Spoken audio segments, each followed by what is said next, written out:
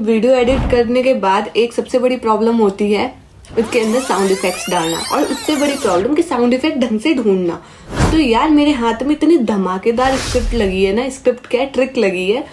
मैं नहीं मानता।